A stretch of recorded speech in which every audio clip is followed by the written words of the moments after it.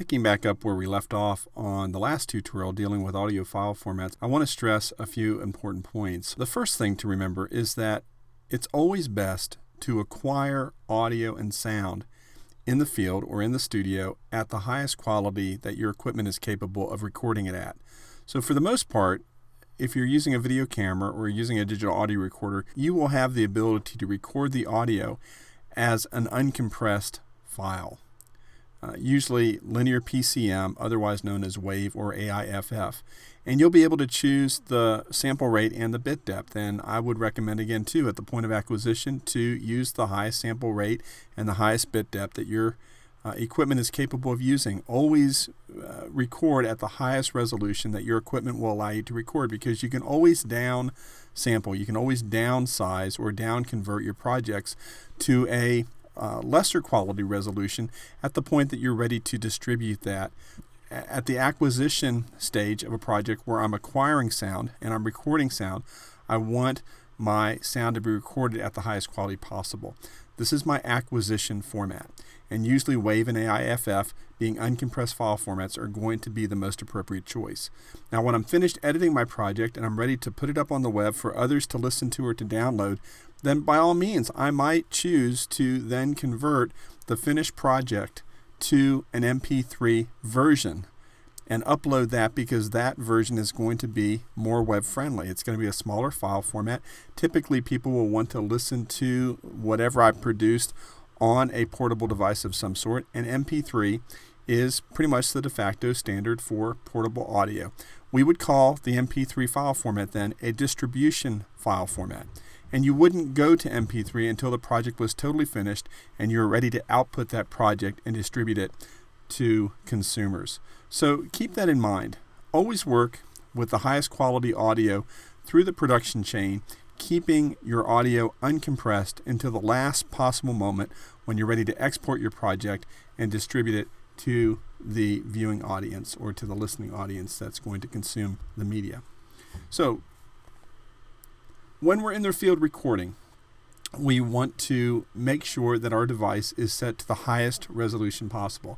On the right side of the screen, you will see a Zoom H4 digital audio recorder. This device only records audio, it doesn't record video, but the settings for both audio recorders and video cameras are pretty much the same. You can go into the menu system of nearly any professional or prosumer digital recording device, and you will find settings that will allow you to set the sample rate and the bit depth for the recorded audio.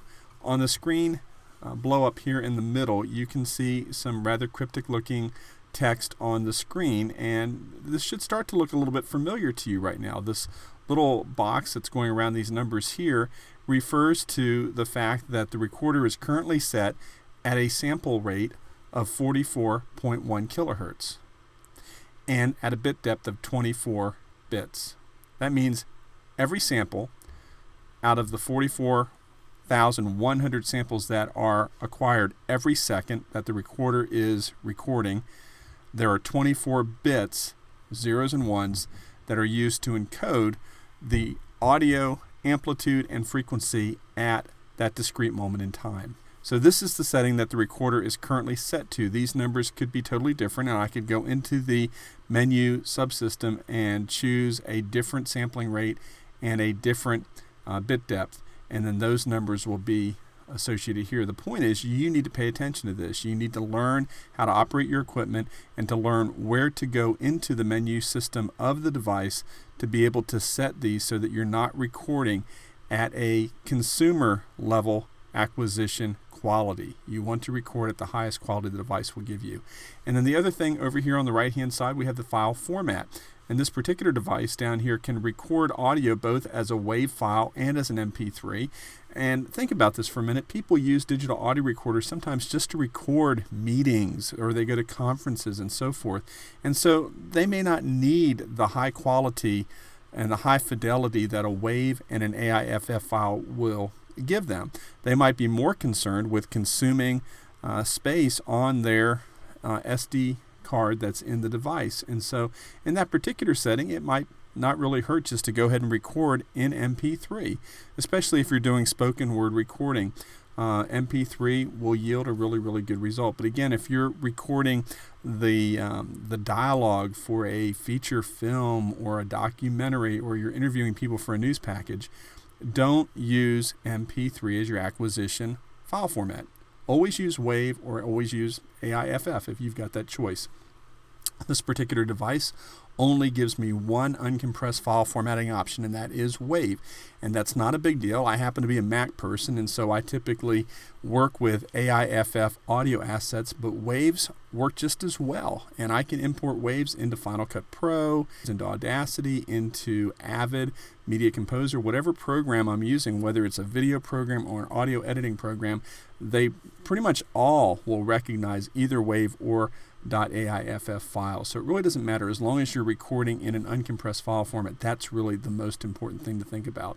So when you are in the field recording, you need to be mindful of these settings, trying to acquire audio at the highest quality that device will let you acquire it as, and then you can always downsample it later. Now, a few minutes ago, I went ahead and opened up a Pro Tools editing session, and the very first screen that I get to, which is pretty typical of most time-based, non-linear editing softwares, whether they're audio editing programs or video editing programs, is I get some sort of a project dialog window at the very beginning where the software is prompting me to set up some parameters for the key variables associated with the project. And so these should really look familiar to you at this point.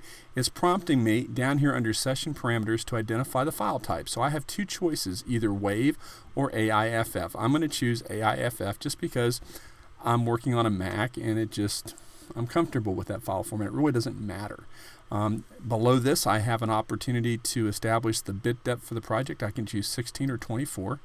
And what I choose here really has to do with what was my audio acquired at. If I recorded in the field at 24-bit, then I'm going to want to choose 24-bit. Otherwise, Pro Tools is going to have to transcode my recording from 24 into 16 to conform to the parameters that I'm establishing here at the beginning.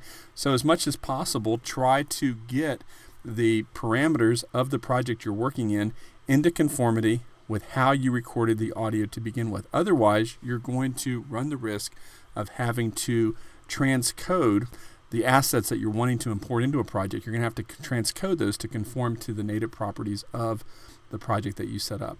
Over here on the right-hand side, I can choose the sample rate.